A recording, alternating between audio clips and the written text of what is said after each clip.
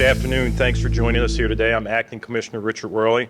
I'm joined by Mayor Brandon Scott, State's Attorney Ivan Bates, ATF Baltimore Field Special Agent in Charge Tony Crosby, ATF Baltimore Assistant Special Agent in Charge Joe Persales, FBI Baltimore Acting Assistant Special Agent in Charge Christine Fenn, members of the command staff, and some of the detectives and supervisors from the homicide unit, and along with Chief Della Rocco was supposed to be here, but she's not here. She's our chief of the crime lab.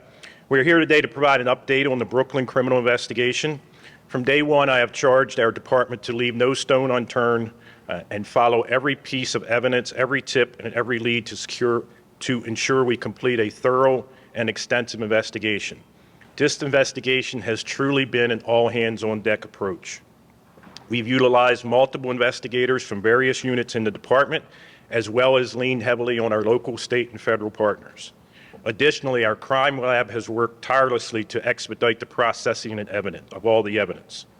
Our detectives continue to work around the clock to follow up on investigations and bring those who committed the crimes in our city to justice. With that said, today we announced 2 additional arrests in connection with the Brooklyn Homes critical incident. 18-year-old Aaron Brown of Baltimore and a 14-year-old juvenile male of Baltimore were both served with warrants yesterday on multiple charges to include conspiracy to commit first-degree murder and multiple attempted first-degree murder charges. Brown is facing 75 charges and the juvenile male is facing 18 charges. Brown is currently in custody on unrelated charges, and members of the Warrant Apprehension Task Force, with the assistance of Baltimore School Police, took the juvenile male into custody at a local school. Even though we are announcing these 2 additional arrests, I want to be very clear this investigation is not ending anytime soon. We're continuing to work with our community, our law enforcement partners, and those standing behind me here today. We'll tirelessly follow every piece of evidence. Every tool in our tool belt will be used to identify and apprehend those responsible for this horrific and tragic incident. We continue to work at every angle to collaborate with our federal partners on NIBIN leads to link potential suspects and incidents. As I mentioned yesterday, any reports of this investigation winding down are completely untrue and simply irresponsible. I again want to extend my sincere gratitude to all the partners who joined us here today and those who are unable to attend but who wanted to for their unwavering support and collaboration and working together to make a safer Baltimore, and especially to the men and women of the BPD who tirelessly have continued to work on this case and will continue to work on the case. Multiple agency partnerships illustrate our commitment to teamwork and combining our resources to apprehend those responsible for pulling the trigger in this incident. We remain steadfast in working together to apprehend violent criminals in the city. Again, thank you to all the partners for the great work, and thank you to the Baltimore Police Department's men and women who go out every day to make the city safer. At this time, I will turn it over to Mayor Brandon Scott to say a few words.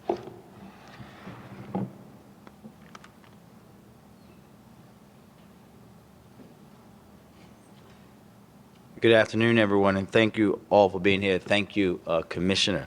I am grateful to be here alongside our partners, the State's Attorney, ATF, and the FBI, but also, most importantly, the women and men of BPD and those detectives you see behind us who have worked tirelessly on this case. And we want to say thank you to each and every one of them.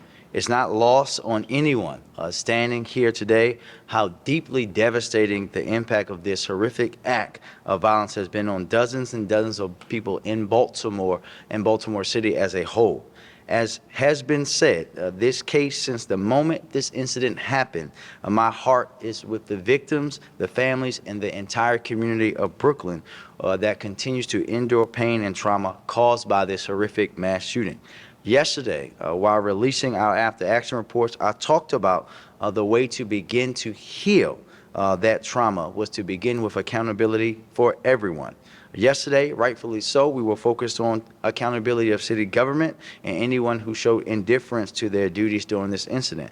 Today, we're here to talk about accountability for the reckless individuals who decided to pick up a gun and start shooting without any regard for lives of those around them, disrupting a peaceful event that was meant to celebrate that neighborhood. I've been explicit since the very beginning that we will not rest until the Brooklyn community and the city of Baltimore gets the justice that we deserve.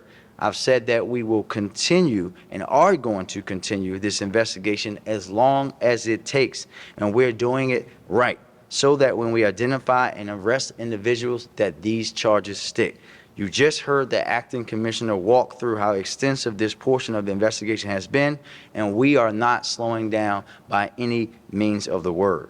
These young people that we're discussing today made the wrong choice that ended lives and changed countless forever. As a result, they will be held accountable to the full extent of the law. They won't be the last that this investigation brings to fruition. It is ongoing, and I know our detectives and their partners, like the federal partners we have standing with us today, are going to continue to act swiftly and diligently until the work is done to bring justice for Brooklyn homes.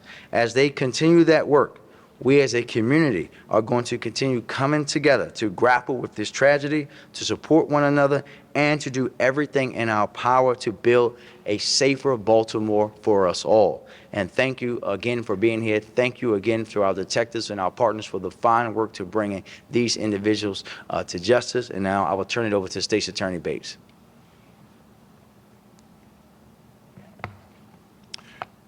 Good afternoon. Thank you, Mayor Scott, for that introduction. Thank you, Commissioner Worley, for the invitation to be today. I stand here today on behalf of the Office of State's Attorney for Baltimore City as an engaged partner and a willing collaborator in the fight against crime and violence in Baltimore. In the wake of the darkest day of our city as witness, we stand united against the force of violence that seek to divide us.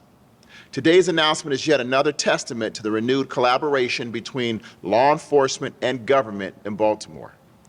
I want to take a moment to thank our partners from the ATF and the FBI who have worked in partnership with us since the incident in July and have joined us today. Thank you for continuing to show up for Baltimore. As State's Attorney, my top priority is to hold offenders accountable to improve public safety, driven by my duty to the victims, their families, and our community. My prosecutors have worked in concert with law enforcement, our law enforcement partners. We will continue to pursue this case with the utmost diligence, ensuring that all evidence is scrutinized and every legal avenue is explored. Our message remains clear. No act of terror will be overshadowed and will not overshadow the strength and resilience of Baltimore or its residents. My thoughts and prayers remain with the families of this tragedy and the Brooklyn community. Together, we will emerge from this tragedy stronger, more compassionate, and unyielding in our pursuit for a safer tomorrow. Thank you, and I now will turn this back over to Commissioner Worley. So we'll go ahead and take questions. Any questions should be asked over here. What I ask is that questions pertaining to this specific press release be asked first. If you have any off-topic questions, those can get asked later. So, go ahead. Hi, good afternoon. Introduce yourself. David Collins, WBAL-TV. It is our understanding that Aaron Brown exchanged gunfire with 3 others. Can you tell us what prompted the shooting in the first place? And I have a follow-up.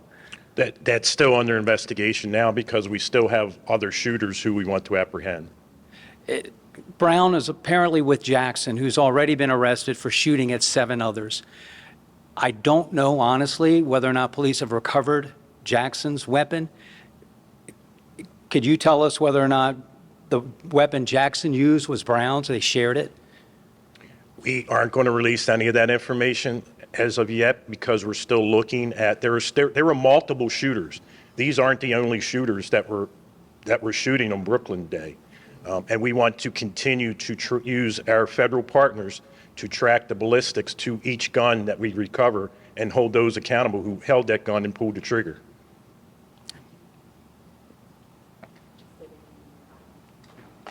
Emily Hofstetter, WYPR News. We've heard obviously that this investigation continues to be active and ongoing, and you've also been clear how complicated it is. So given the scope of this, when will you know that the investigation is over and the appropriate amount of arrests have been made? It will be over when we find everyone who pulled the trigger that night and contributed to the 30 people being wounded. And so it may go on for a year. I can't say when that is until every single lead is ran out to the point, because we owe that to the victims. Hi, Ken Duffy with BAL Radio. So you have 4 in custody now, but all of them are not directly connected to the 2 murders themselves. Why is it proving so difficult to find those responsible directly for the 2 killings? Mainly because there were multiple shooters, over 10 probably, and we have no ballistics evidence that could possibly direct us to them right this second. But that is continually being looked at, and that's why we are working with the state's attorney on which charges get applied to who until we find out and we can confirm who shot and killed the young lady and the young man who lost their lives that day. And just a quick follow-up, is that frustrating for you to not be able to find them at this present time? Not at all. The work that the men, if you were, it's really hard because I see the work that the men and women in the department with our federal partners, our state partners, and our local partners do every single day. So I'm not frustrated at all. I think they've done a fabulous job with the size of the crime scene and the accomplishments they made. It's been 2 months, which is a long time, but as far as a long investigation, it isn't a long time. I know it was a mass shooting, but this is different than most of your other mass shootings around the country, where the suspect's taken into custody right away, or there's 1 or 2 suspects. We have multiple, and the men and women do a fabulous job with their partners to track the individual's progress throughout the scene. Jeff Hager with WMAR-TV. Could you tell us whether a tip of any kind played any role in the 2 arrests, how many tips you might have received over the last 2 months, and whether any of those, if they played a role, qualified for part of the reward money? Those are things that I honestly don't know. I know we had, in the beginning, we had a lot of tips. They've kind of slowed down a little bit. That's why we keep increasing the reward. And if any of those tips led to the apprehension and prosecution of these individuals, the tips would be paid out. We can supplement if there's more than 1 tip that needs to be paid out, but right now we haven't exactly figured that out yet. The tips have slowed down, though. Yes. Hi, I'm Darcy from the Baltimore Sun. I heard you say it's probably more than 10 shooters. Is the department still trying to figure out who those people are, or do you have those people identified at this point? We don't have them all identified. We are still trying to figure out who each and every one of them was, because obviously there's hundreds of hours of video, ballistics evidence, witness interviews to identify every single one. And we are working diligently to do that, but when we do it, we want to make sure we know exactly who they were, where they were, what direction they were shooting, and everything that we can come up with so that we can prosecute them to the fullest. And can you say anything about what the 14-year-old is charged with? Do you think that person shot someone? The 2 charges that I read out were what he was charged with.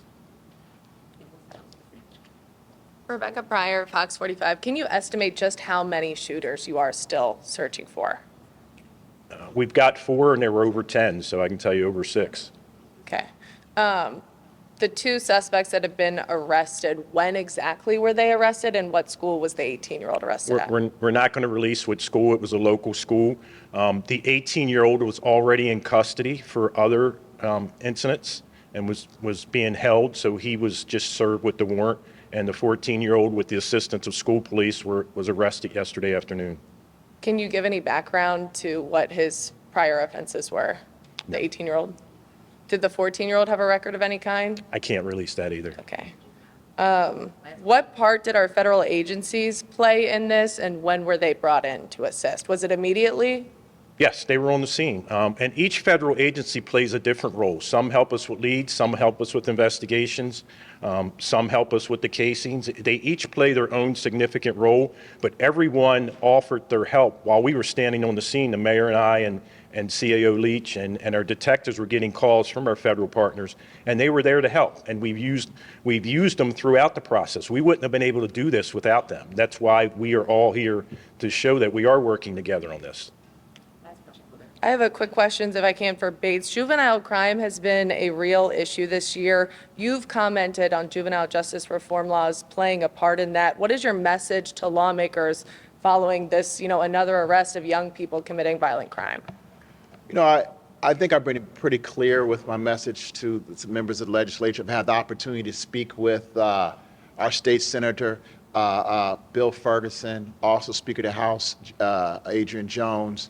And I can say everybody's in one lockstep, and even the governor, that everybody recognizes we need to do something.